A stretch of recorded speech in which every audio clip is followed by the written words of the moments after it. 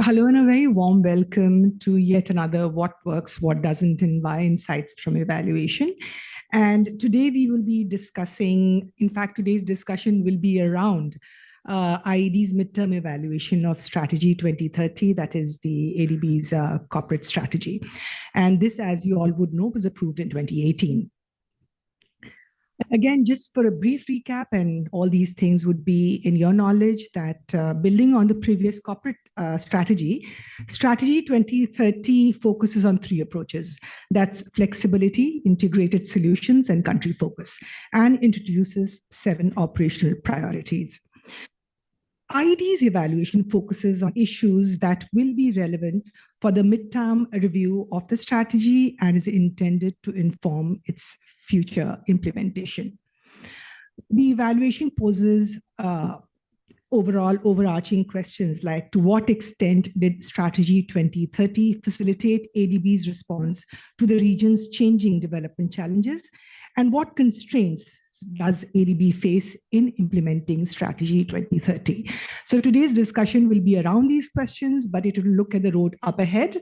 And before we do that, let me call on Principal Evaluation Specialist and Team Leader for this evaluation, Eric Bloom, to come and make a presentation.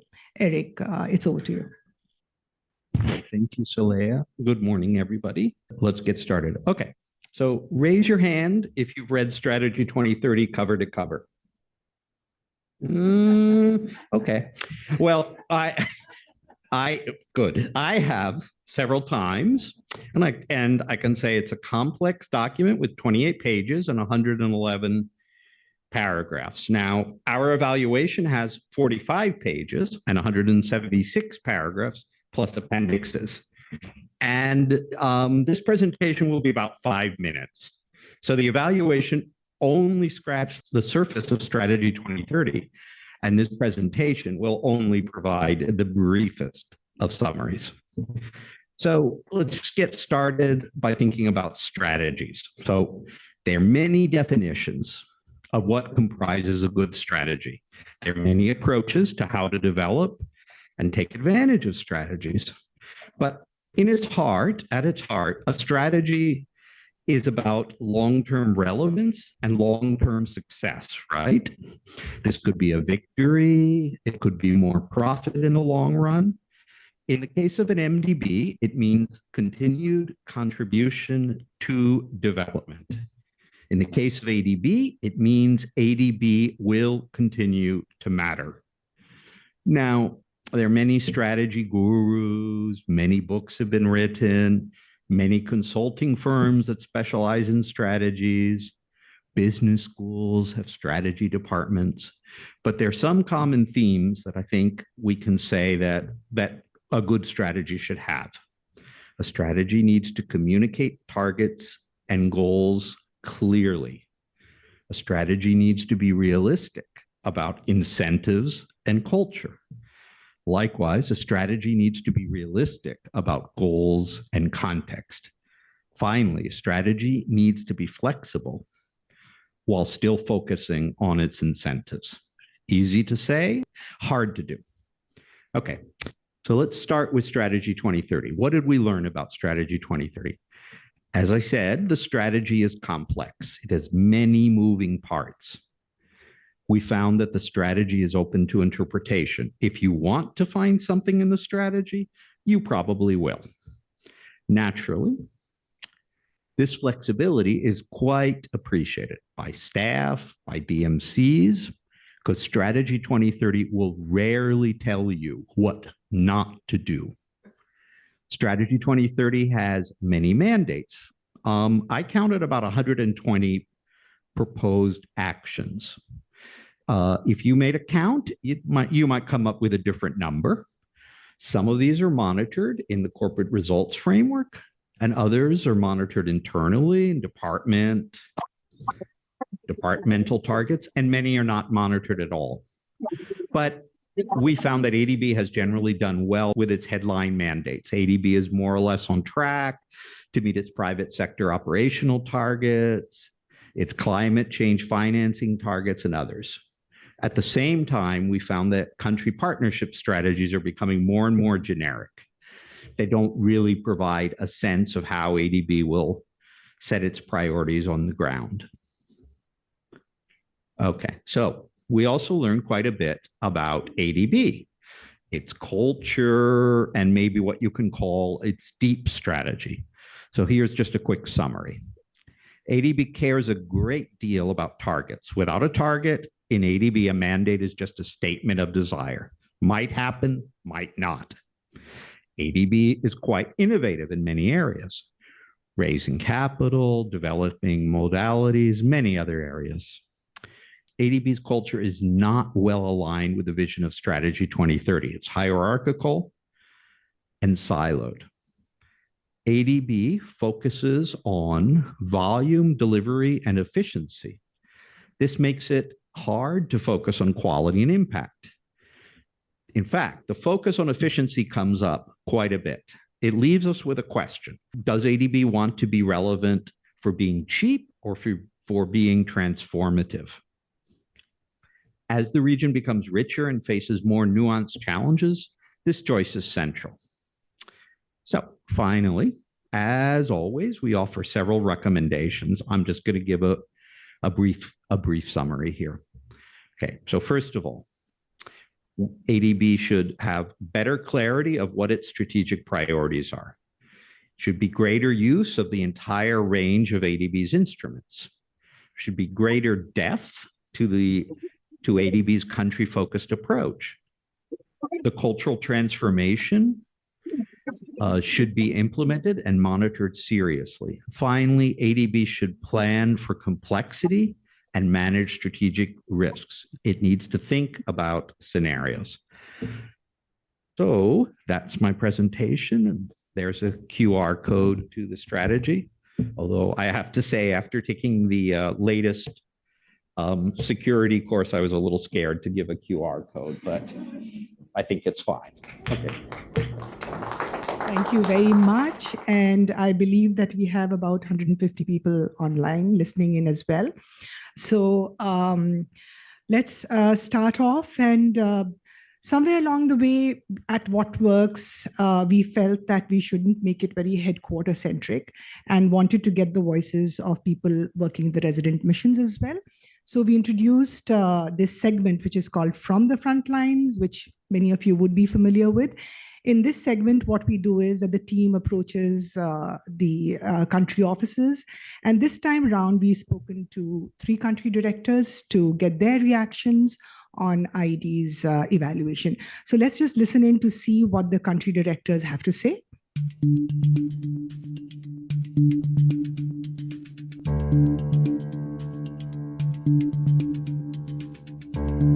I fully agree with the recommendations of the evaluation that we should be producing more focused and selective country partnership strategies. At this time, too many of our CPSs read alike. We must get away from formulaic representations to more individual characterizations that best represent the circumstances of our countries. But to do that, we must also get away from standard country diagnostic assessments to producing more targeted analysis that identifies the most pressing concerns that our countries face.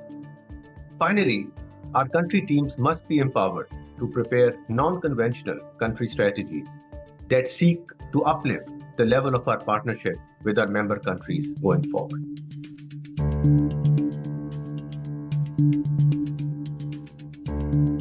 All 5 recommendations are very relevant.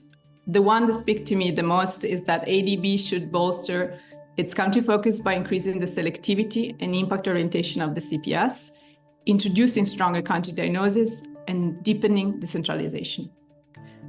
Each country is unique and needs a differentiated approach. Take Timor-Leste, where I'm working right now. Being able to be selective and impact-oriented when preparing the CPS is fundamental. But it's also important to keep some flexibility, given the complex development challenges we need to address. Those challenges require stronger country diagnosis and a variety of expertise, tools, and resources on the ground. Further decentralization will make ADB faster and better placed to respond to our clients' evolving needs. The most difficult part is going to be changing the organizational culture and mindset. But the new operating model has set us on the right track. I really believe we can make this happen together.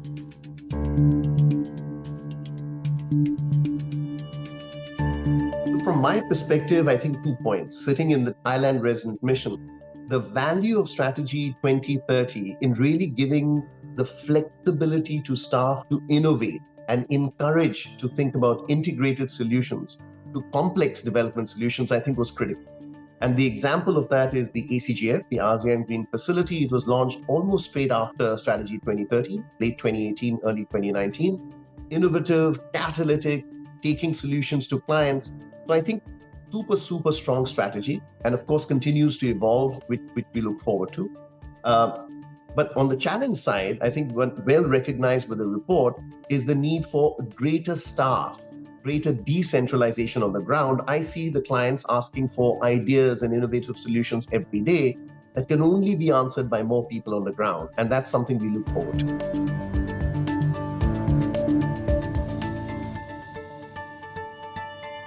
So I think the context is pretty much set. And to discuss these issues, we have a dream team. We have a great set of panelists here. I'll introduce them to you. And I'd request that as I introduce you to please come and take your seat. So we have Executive Director Diokno-Sicat with us. Welcome, Justine. Ramesh Subramaniam, Director General and Group Chief, Sectors Group. Welcome, Ramesh. And Masayuki Tachiiri, Director, Strategy, Policy and Business Process Division, SPD. And to moderate today's discussion, as always, we have DG IED, Manny Jimenez. Manny, the panel is over to you now.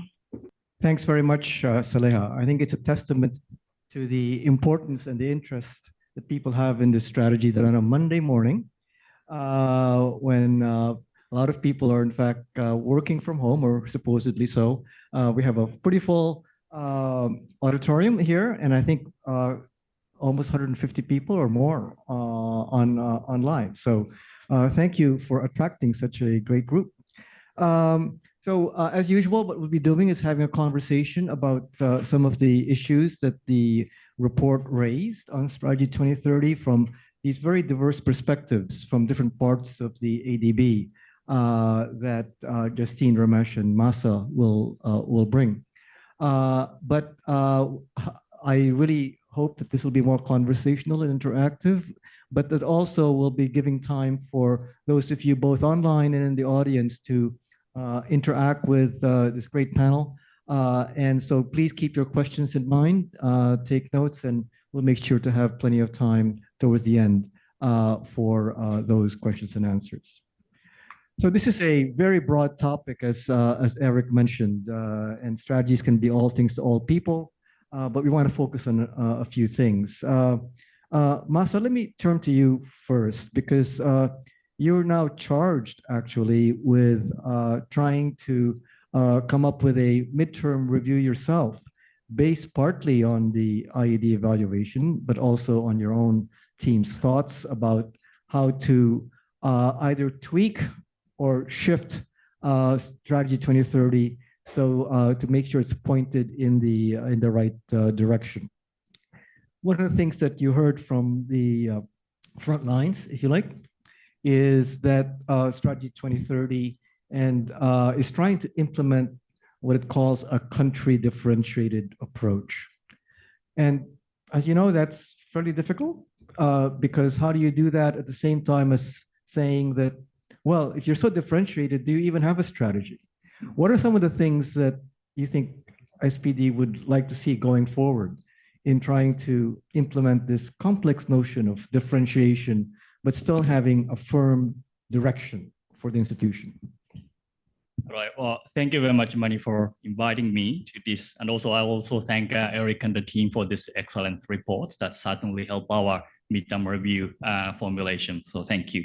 About your question about differentiation on the countries, I think as your report pointed out, and as we are working on the midterm review, I think a strong, robust diagnostic is very essential, and so that we will have a very focused, differentiated strategy for each country.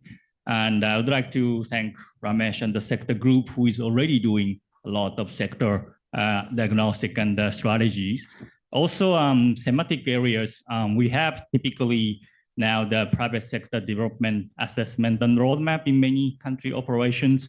Climate change team is doing more risk assessment and also the analysis, and more diagnostic is coming.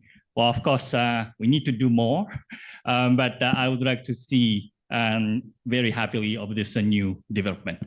And also, as Anuj mentioned, this decentralization is also a very important point. And deeper understanding, we can do studies, but the best way is to do it very closely with the government. And that will require a lot of people in the ground. And so together with the BPMSD and the colleagues, and decentralization is also going on. So that I would like to see a bit more accelerated way in this area. So stronger people and also diagnostic, that will really help the real differentiation over the country strategy. Thanks, Asa. And we'll come back to actually the diagnostics point. I'm glad to hear that there's going to be more produced. I'd like to hear a little bit more also how we intend to use the diagnostics in our operations. But before we do that, Ramesh, if I could turn to you. The report looked at strategy 2030 and said, look, it was in the right, it was a great thing what it did in terms of recognizing that we have more complex, that our clients are facing more complex problems. And so the need for integrated solutions is really key. And I guess our move towards a sectors group is a step in that direction. I was just wondering if you could just tell us what your thoughts were on how we're going to implement this integrative approach that really tries to break down our sector silos to make sure that our clients are well served. Thank you so much, Manny. I really love the 3W series. So thank you for once again inviting me. And Eric's presentation is summarized quite nicely. I think just before I go into that, some of the aspects that you mentioned in terms of focus on culture and how do we facilitate more innovation. Last week a speaker had come and he noted that we need to have inhibition-free intellect.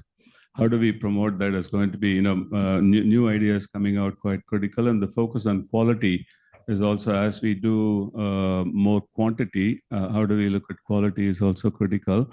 On strategy 2030 as well as the operational priorities, as we know, they present a broad canvas. Actually, it's more than calling it a strategy, given the dynamic nature of Asia and the Pacific region, and how countries have been evolving, as well as that evolution has been actually, it's continuous and robust.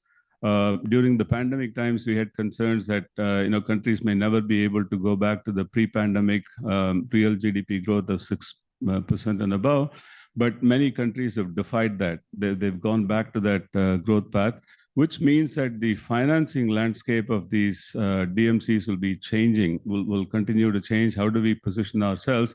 In fact, at the height of the pandemic, President Massa convened a high-level panel with finance ministers, secretaries from various countries participating. Secretary Dominguez at the time, Minister Srimalyani, Thai Finance Minister, Central Bank Governor, and a few others participated. A point that came was the pandemic notwithstanding, the challenges that the region faces are so complex. And they need new solutions, they need innovative solutions, and they called on ADB and other MDBs to act. Now, how do we make sure that moving? I think because of the canvas nature of Strategy 2030, it doesn't stipulate a straitjacketed approach, right? The OPs are also interlaced. If you look at across the way the OPs have laid out. And then now the new operating model, obviously we've taken our time after Strategy 2030 was approved by the board. It's almost close to midterm review that we are doing we've just rolled out the new operating model with phase 2 coming in. Let me just give you a few examples of how the interconnected nature of what is in Strategy 2030 comes out. And here, the point that Safdar made, if you look at any CPS, that kind of looks like another CPS, right? But then that is where the solutions need to be differentiated in terms of what we offer to the countries. Some of the, Masa mentioned some of the new areas, new initiatives that we are working on collectively across the bank with the sectors group involved in a number of these things. Boosting coastal resilience is one topic in agriculture, which has actually been there on the table, but we've set up a natural capital team in the agriculture sector office, which is looking at kind of in a wholesome manner.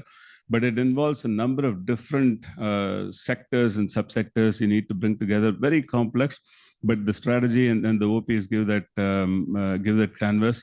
The second area we are working on, by the way, there are about 22 ideas that we are working on, partly also supporting the CAF update ambition, because we do need to look at the challenges that have been emerging in our region. The second example is decarbonizing the hard to abate sectors like construction industry, major emitter. If you look at collectively, the GHG emissions that construction industry produces, that's country number 1.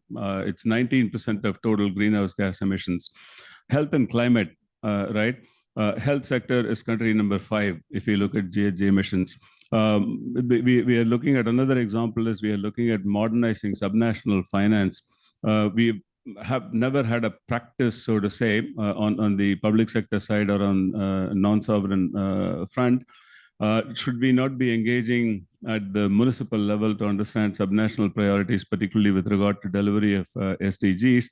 And then finally, decarbonizing cities. Huge challenge. Air quality is a humongous challenge. Now, Strategy 2030 and coming with norm, it actually provides us with that canvas with flexibility in moving ahead. But it's going to call for a lot of shift in culture. And also how do we work with external partners is also going to be very, very critical. Let me leave it there. I can come back to other aspects. No, great. And I do think we want to make sure we come back to this issue of culture and how do we make sure that we can actually break down the silos which seem to naturally come up whenever we have human beings involved. Let me turn to you, Justine. You sit at the board and have an overall perspective. In particular, you have a particular interest as chair of the Development Effectiveness Committee on ensuring that whatever happens in the future, ADB continues to be effective and has an impact. As you look ahead, based on what you've read, I noticed you're one of the ones who raised your hands about reading the original strategy as well as the report itself. What would you like to see in ADB as it tries to reframe at the midterm that strategy? So thank you for the question and good morning, everyone. Thank you for inviting me here. I told Manny earlier, it's like I'm preparing for a comprehensive exam. We've had like 3 papers in deck last week, and this is a very, very interesting one. Now, with respect to Strategy 2030, the reports show, and from my discussions and from my understanding, it's really provided a flexibility in terms of the response of ADB with the dynamic development challenges. So that's nice about this. The 7 operational priorities, the way I understand it really is these are the ways to group directions in which to address development outcomes, but not necessarily strategize investments. It's more of to help to, how do you say, relate to corporate results framework or keep track of sustainable development goals. So that's how that's my take on this. But one thing that hasn't been discussed, which I'm very proud to say about ADB that has remained, is the fundamental mandate of traditional development, poverty reduction and inequality, as well as prosperity. And I think this is very important looking forward because all of the OPs actually are ways of improving the well-being, that's my understanding, of persons in this region. And this is actually what development is all about. Let's take, for example, the case of climate action. There's a lot of confusion. So I came from an academic background, both in the academic background and the practical background here, that climate action actually is separate from poverty reduction and development goals, but in my mind, it is not. And UN Secretary General Ban Ki-moon actually in his address earlier this year said that climate action is not separate from sustainable development. These are actually very complementary. If you look like in the case of the Philippines, the poorest regions are those on the eastern seaboard, which are hit frequently by adverse climate events, and they are poor and in the agricultural sector. So if you're addressing climate action, actually you're hitting poverty right on target, if you're doing it well, targeting it well. Now, further actions, the original question was, what further action should ADB have? So I'll just group these into three. Okay. First, I appreciate the suggestion of management to have an organizational vision, and I very much support this. The existential question of who ADB should be should help steer the actions going towards that goal. That's my take on it. Second, on enhanced focus, I appreciate, and this actually addresses two of IED's recommendations, the first and the third, how there's a lack of strategic planning and strategic thinking when you look at Strategy 2030. Now, the enhanced focus that's proposed in the Midterm Strategy 2030 review of management actually would help in that strategic investments. These are 5 areas: climate action, private sector development, regional cooperation and public goods, digital transformation, and resilience and empowerment. So I think this is a good move forward. But at the same time, we know that ADB engages at the country level, which is why there's also a need, and I'm happy to hear that there are going to be more robust diagnostics at the country level, especially moving forward and developing country partnership strategies as well as programming. This is really important, decentralization as well as the strategic use of the diagnostics you have, so you can answer what are the development gaps in this country, what are the possible solutions, and where does ADB have an advantage to it. So thank you. Oh, thanks. In fact, that was a question I was going to pose to Masa, is, if we have more and more diagnostics, Justine said that we really want to make sure that they're being used well to do the kind of things that were mentioned on the front lines, is to look at the different constraints and to balance them out. What are some mechanisms in which we might do this well? For example, within country teams, are there any practical things that are being planned on how to make sure that when you go from the overall strategy towards the work program for that country, that it really is based on those diagnostics that addresses the constraints? Thank you. That's a very important question. I think here again, we're going to repeat this differentiated approach, because our country operations in terms of size and the natures are very different across countries. We have very big DMCs, very small DMCs, very capable ones, and not so one. Obviously, the compositions and the size of the country management team and who will engage with the diagnostic will be very different. So we cannot really formulate the standard way. But I think each country teams led by country directors need to find out what is the best mechanism on this. And I think we are in that process now. I think once we used, you also questioned about how we use the country diagnostic.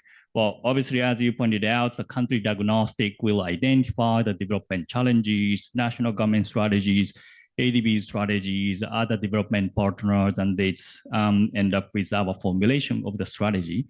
That is the fundamental use of the diagnostic studies.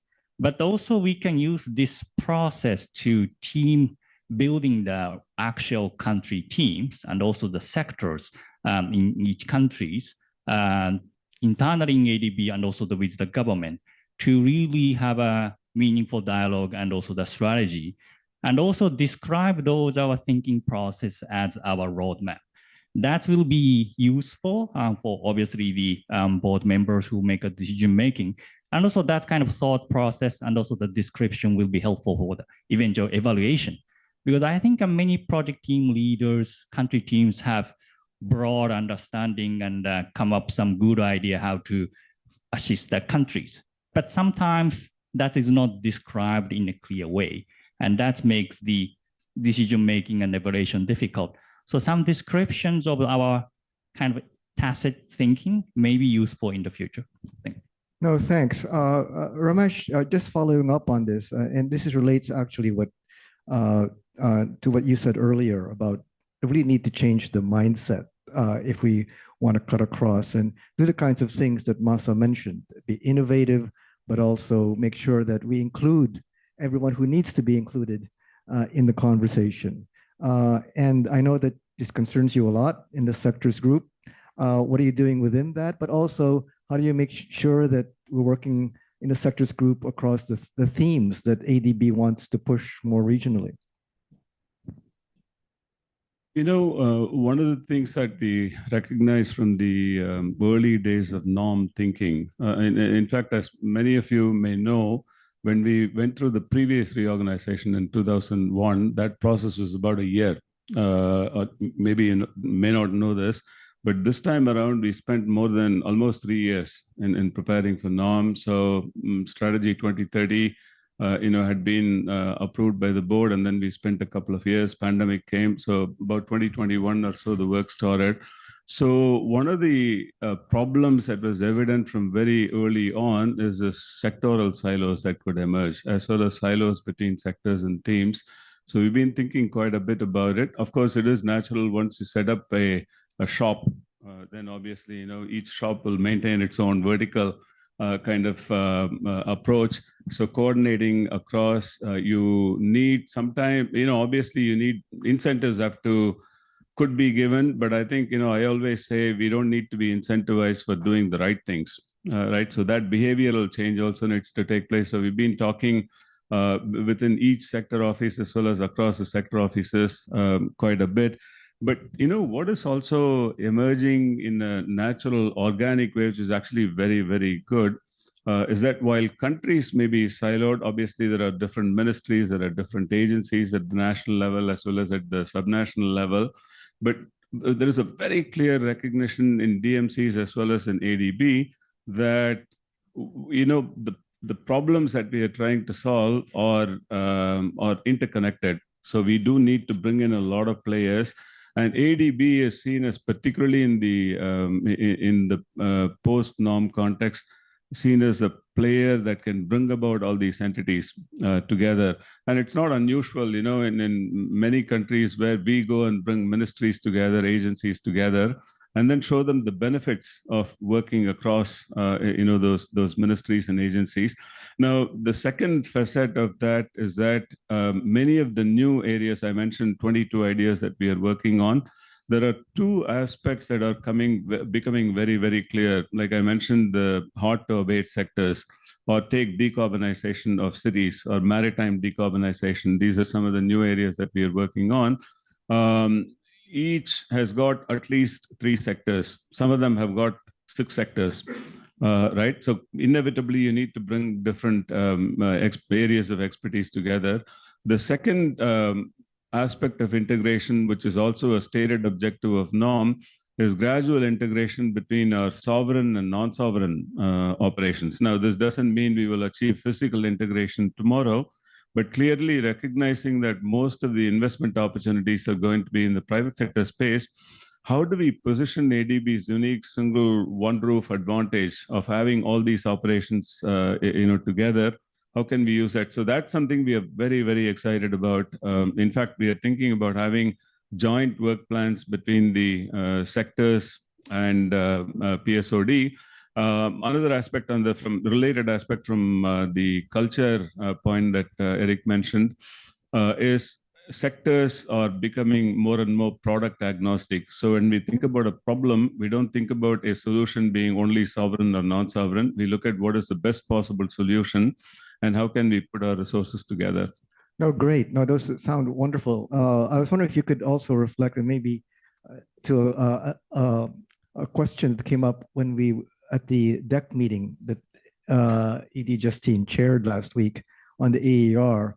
And I think it was one of the board members who said, look, the report says that in fact, it is when during times of crises, the ADB has shown that it can cut across these silos so much more easily than it can during the normal course of operations. I was just wondering if Ramesh and maybe Justine, I could ask you to reflect on that based on that conversation. What are some of the lessons that we can take away during these emergencies where we do seem to work together a little bit more seamlessly? By the way, this is true not just of ADB, but I've seen this in other organizations as well.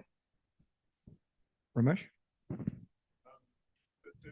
It is very true. It's been well known, right? When crisis, natural disasters, or economic crisis hit, we've been immensely fast, highly responsive, as well as most of these operations have also been well performing in most cases, right? As we've seen in the CPROs, for instance, or in post-emergency assistance.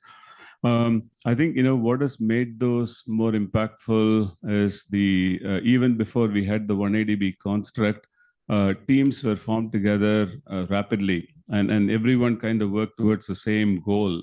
So what we are now trying to emulate, one lesson learned from that, from experience, over many years, is that if you have that kind of single vision, single goal that we are all trying to achieve. Now, this may sound maybe too syrupy to be true, but it is emerging. Certainly, where the climate shift really has brought everyone together, and we are looking at, in whatever we do, how do we look at climate priorities? Now, with the caveat that what Justine mentioned, there are other development problems that we need to address as well. But whenever we are looking at a problem, we are looking at how can we mainstream climate considerations into, just like some of the other development issues. So if we have that, and then of course, if you overlay that with incentives for collaboration between sectors, my colleague who's here, Naveen Twarakavi, in the sector office, he's been working with the transformation office in creating that incentive structure. That we are an institution that has not embraced shadow credits, maybe good reasons, but now we are looking at very closely, either between sectors or between sovereign and PSOD. I think we need to emulate what worked well in the difficult situations to make it business as usual. That's what we are looking at. No, thanks.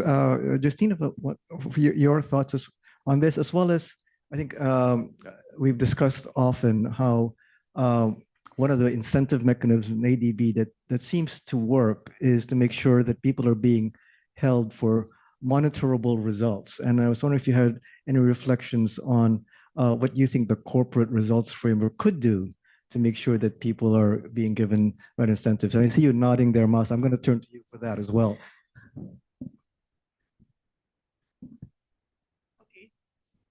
Thank you, Manny. I'm a bit scared to respond to the latter part of your question when it comes to corporate results. I think we have very capable people here, and Masa might also have something to say. But going back to our discussion in AER and that question, why did ADB work together so well, so rapidly during emergency times? And picking up on what Ramesh said, is because everyone was working towards a single goal. And I think that's the importance of the vision, the organizational vision. I know it's very high level, and he said it's syrupy, that's the term he has. But it has to be a single vision. And also breaking down the silos, from my understanding now of ADB since I've been here, it's really working together across different sectors. And it's actually the same for government. My experiences with the government of the Philippines and doing research, you're in silos, you have to collaborate more. There has to be more knowledge sharing. And it also goes back, I think, to cultural change and your perspective that you're working towards one goal. It's not just a metric that you're working towards in the corporate results framework. It's beyond that. I may seem altruistic, but I feel very strongly about development work because most of my research has been on development work. So that's what I'd like to say. It's there should be, of course, you need more manpower, right? But there's also upskilling and sharing knowledge. I've always, I'm an advocate for knowledge management as well as collaboration and change in culture. With regards to the accountability and the corporate results framework, I'd like not to say too much about it now, but I've seen the progress that's being made. I think I don't know if it can be shared, but I think one of the improvements is that they're really trying to identify indicators that ADB really has control over or can mostly impact or affect. And I know this is a challenge. I worked before on mainstreaming sustainable development goals in the Philippine Development Plan. when they were introduced. And that's a huge challenge. There were about 340 indicators in the SDGs, but the Philippines could only adopt about 130 of them because we didn't have the proper data or knew how to manage it. So I know the challenge that there is. So I think that's one improvement that's happening here in the corporate results framework, as well as the removal of the regional level 1. I think that's excellent because it's hard. I've also done impact assessments. It's hard to attribute the work of ADB to development in the regional area because there are so many exogenous factors, other factors underlying that impact. So that's all. I don't. Okay. Yeah, thank you. No, thanks. And I want to turn to Ramesh, who raised his hand, but I'm not going to take you off the hook, Masa. So we'll ask that as well. But please keep in mind, I'm going to, after this round, turn it over to the audience for your questions and feedback. But mine was just a brief comment to supplement what Justine mentioned. Obviously, CRF has been evolving, will be evolving now, and we go through CAF update, obviously, with more resources available, we do need to look at what are the priorities we want to fulfill. Now, one good thing that has emerged this year is the first full year of norm implementation, right? So SPD and BPMSD, all of us working together with the transformation office, we came up with this regional work plan idea. Initially, we were all worried, like, what does this mean? Like, it's a new thing, and is that the right way to go? Still a lot of questions being asked. But actually, there's a lot of merit in it because what it has done is that construct has brought all of us together and it facilitates bottom up as well as top down thinking. So clearly, obviously some of the priorities that are not captured fully in the CRF, hopefully we can bring it in over time. One area I'll mention is regional cooperation and integration. That is something that I'm very, very concerned shouldn't fall between the cracks. But the RWP, the regional work plan construct, actually provides for that kind of discussion. We've been debating a lot over the last about 3 months or so. Oh, great. Oh, thanks. Good to hear about that. And Mas, if I could turn to you, I know you don't want to speak for your colleagues and you don't have to speak officially, but what are some of the priorities that you think in terms of corporate priorities that would make it more operational in a sense and the right incentives as going forward? Then I'm going to also turn to you and ask a question about what Ramesh just mentioned, but go ahead, please. Sure. Well, I don't want to preempt the upcoming discussion on the corporate results framework, and already Justine, Ramesh explained so much well, so I don't add on it. But of course, result framework, of course, use it for the accountability purpose for the external parties, but some of them also use for the internal incentive KPIs. They don't overlap completely each other. But as Ramesh pointed out, these regional work plans that is kind of aligned with this broad result framework. So that's very important, I believe. About the upcoming midterm review focus that is aligned with the whole discussions with the board and the management. Obviously, the climate change, PSDs, two shifts are clearly our focus areas. We are also talking about the regional cooperation and the integration, in particular, how to use it more in a leveraged way to produce the global or regional public good. So that's number 3. We're also talking about the digitization. That is a major change of the society, and also the remaining agenda of the vulnerabilities and the resilience, as Justine mentioned. So those are the our thinking of the focus area. But also I want to emphasize here, because you mentioned about the flexibility versus the focus areas. So our thinking now is that we will identify the focus areas. So this is the area that we're going to do more. But it doesn't mean that we will stop all the operation, other areas, canvas that the operation priority. Those are also important. We cannot forecast what's going to happen in the future. So we need to be flexible to the emerging needs. So we'll be ready to do more, but we will identify some focus areas that ADB need to do more. So that's our approach, corporate level. Probably similar happens with the country levels too. Thanks. You had a quick follow-up, Justine, on this, but please, if you have questions, there's a microphone there. If you could just go to the microphone, maybe do a queue if there are more of you. So. Okay, thank you, DG Manny. Yeah, I was thinking about accountability, and at the deck, what we do is after we discuss papers and we ask for management's response, we have a report, right? We have a management action plan, how we'll proceed with that in progress. I think we have to strengthen that as well and revisit that as well and check it more frequently in order to be able to see if what was agreed actually on the deck is actually being implemented. Thank you. Okay, thanks. So let's now turn it over to all of you in the audience for any questions and that you might have to this great panel. So here in Manila, also if online, you could monitor if there are any questions coming from online. Please let me know. So. Hi, thank you for an excellent panel. I was very fascinated to hear the kind of the history, but also where it's landed. But the one thing that I didn't notice, maybe I missed it, and I'd like to hear more, is the role of the board in setting strategy.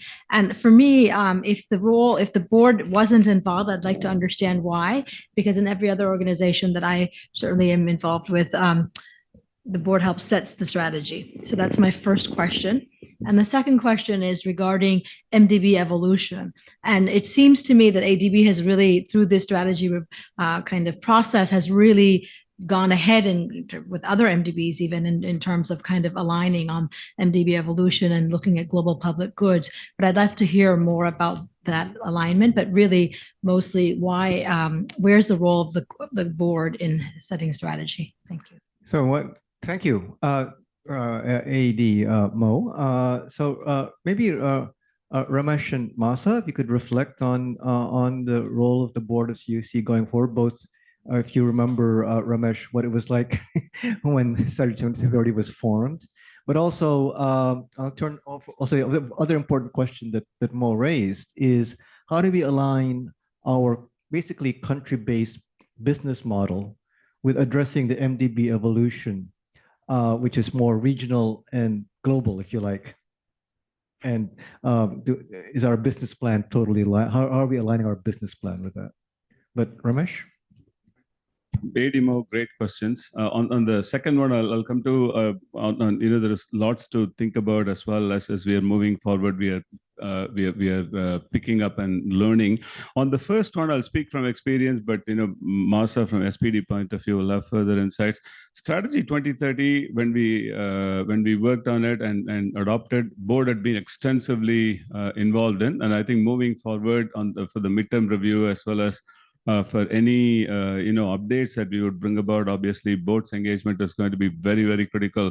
What I remember is that there was a period of about 3 years when we went through extensive background assessments and series of informal consultations that were held. I remember at least 3 board management retreats that were held where the canvas of the strategy 2030 was presented.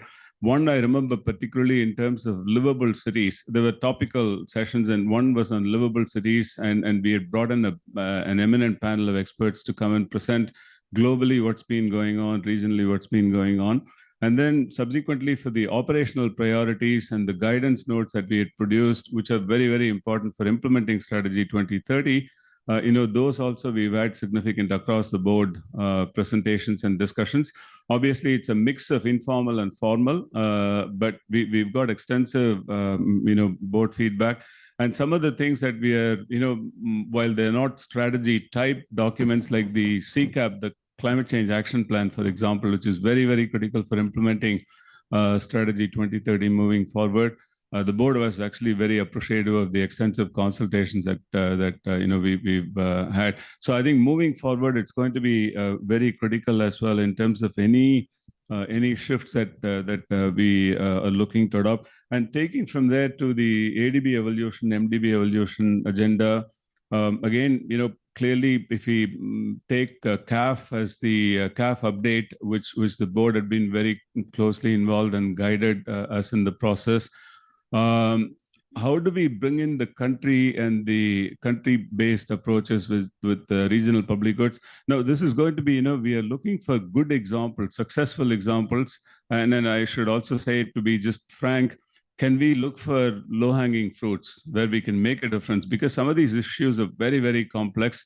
Like, for example, even before, the terminology came about in our regional cooperation and integration strategy, which the board had approved about 20 years ago or so, we had the RPG focus, regional public good focus, but now obviously it's evolved into global public goods.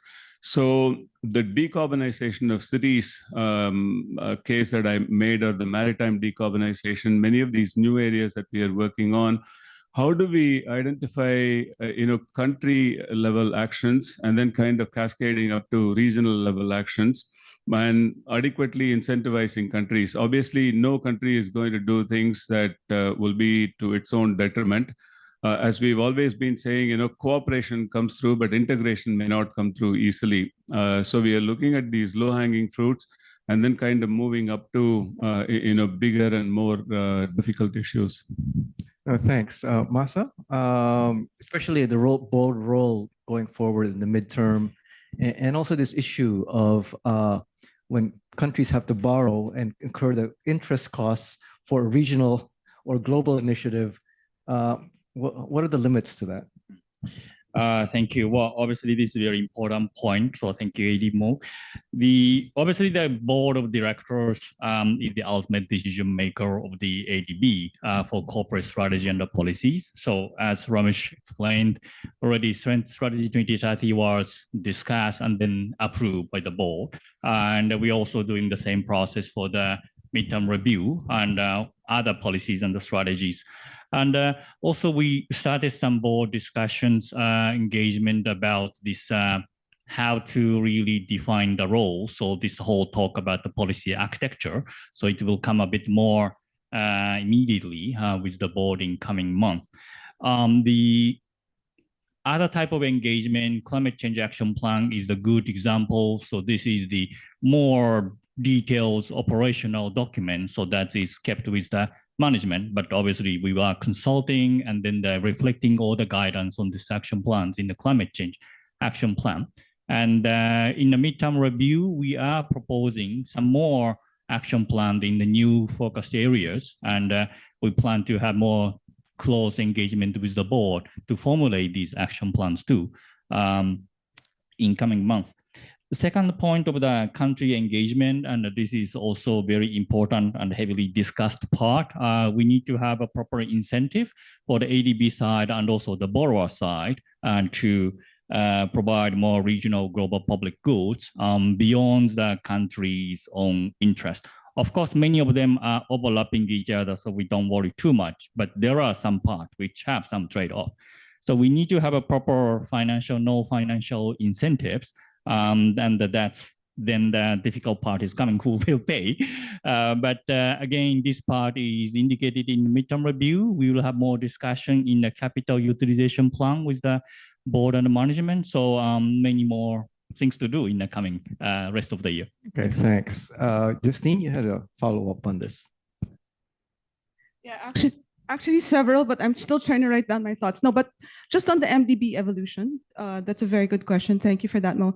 Actually, at my IBM statement earlier on Midterm Strategy Review 2030, I commended ADB for being a pioneer in not only MDB evolution, but declaring it and repositioning itself as a climate bank.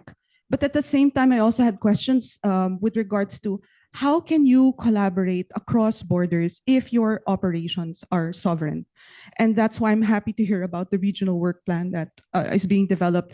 And also another thing that I learned on the deck is that there are economists now who are working on the regional development plan. So that was one of the thrusts in the NOM, if you remember, to bring back economists into the whole process. Now, another thing I stated at the IBM on midterm reviews was of Strategy 2030 was that though the organizational vision that was being envisioned here in ADB is for the region, Asian Pacific, but these are positive externalities. I mean, if you address decarbonization in the region, it benefits the whole globe. So actually there are positive externalities even beyond the region. And going back to trying to link to country level, how to reconcile that business model if it's a global public good, I think at the country level, you can improve the measurement of the decarbonization and the reduction in greenhouse gas emissions. And there you can see at the project level how that contributes actually to the whole global network because there are positive externalities in that. So the diagnostics, some countries still struggle with measuring. I know in the case of the Philippines, because I worked on a climate PEFA for the Philippines before I joined the board. And that's still an area for improvement, how to measure or how to mainstream greenhouse gas emissions at the project level or investment level. Thank you. Thank you so much. We have one question for online. Yeah, we have two. The first one is for IED, Manny. So this is for you on differentiated approaches. So actually, there are a lot of questions, but I'll try and encapsulate it. What does it mean then for IED going towards differentiated approaches? What is the sense of aggregating country success rates, for example, and comparing it with others when projects' countries are very much different? How will IED address this differentiated approaches in its mostly standard way of evaluating? How is IED changing or evolving its way on how it views things? So second question later. That's quite a... No. You want both much time, so okay. All right. Anuj Mehta, Country Director, Thailand, says he highlighted the need for staffing decentralization.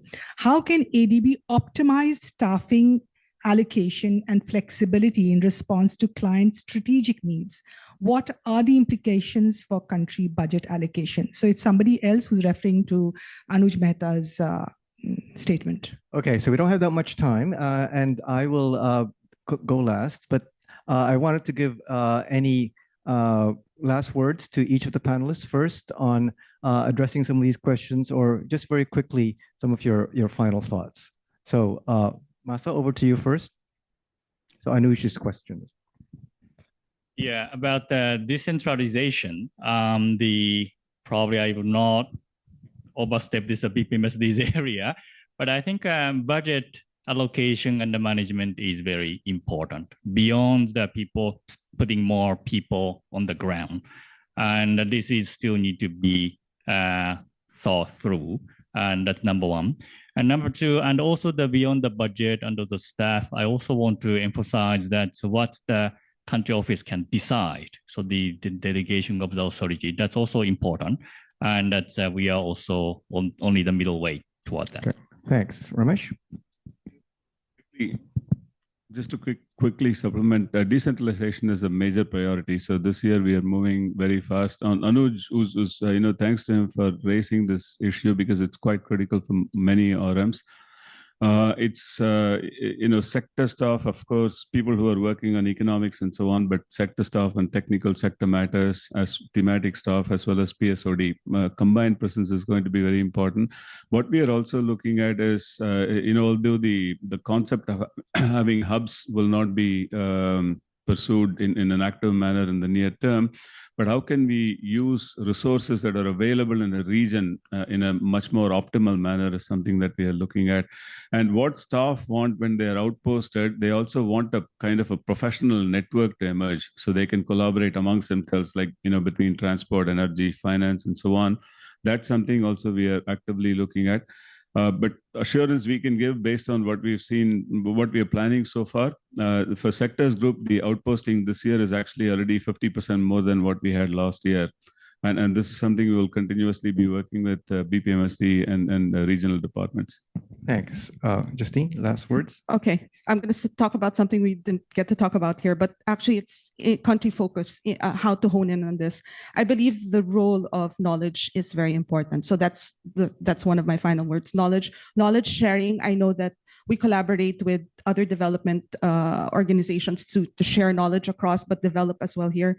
This is important also to improve country dialogue and improve upstream work so that we can get the investments that we want to get going. Thanks. Oh, two-hander very quickly from Ramesh. Regional cooperation, very, very critical. RCI, very critical. ADB has established such a brand name for ourselves. Fantastic work done. That is something all of us, we are collectively responsible as ADB citizens. Thank you. Just on the IED question, I think that IED will differentiate to the extent that our subject of evaluations differentiate, because IED, our evaluation methods are objectives-based. So to the extent that differentiated objectives are in place, then IED will be able to exercise the same kind of methodology across all of the interventions as fairly as possible. So with that, let me please thank this great panel and also Eric for a wonderful presentation. And please look forward to the next What Works. So thank you again.